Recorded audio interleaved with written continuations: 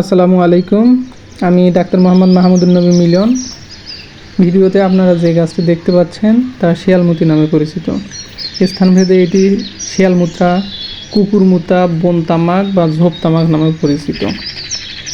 এটি বর্ষাকালে বেশি জন্মায়, স্যাঁতে ও ছায়াযুক্ত জায়গায় বেশি দেখা যায়। এই উদ্ভিদে অ্যালকালয়েড নামক এক ধরনের ফাইটোকেমিক্যাল থাকে, যা গবাদি পশুর জন্য অত্যন্ত ক্ষতিকর। এই গাছটি গবাদি পশু অল্প পরিমাণ খেলে তেমন কোনো সমস্যা দেখা যায় না, কিন্তু বেশি পরিমাণ খেলে গবাদি পশুর মৃত্যুর কারণ হতে পারে। এটি খাওয়ার ফলে গবাদি পশুর বিভিন্ন সমস্যা দেখা যায়, যেমন খাওয়া দাওয়া বন্ধ করে দেয়, মুখ দিয়ে লালা ঝরে, কাঁপুনি দেখা যায়, হাঁটতে সমস্যা হয়, প্রচণ্ড শ্বাসকষ্ট দেখা যায়, শেষে গরুটি শুয়ে পড়ে। এই গাছটি বেশি পরিমাণে খেলে গোবরের রক্ত দেখা যায়, গোবর কালো হয়ে যায়। এই গাছটি খেলে লক্ষণ প্রকাশের সাথে সাথে চিকিৎসা নিতে হয়। চিকিৎসা না নিলে গরুটি বাঁচানো সম্ভব হয় না। ধন্যবাদ সবাইকে। আসসালামু আলাইকুম।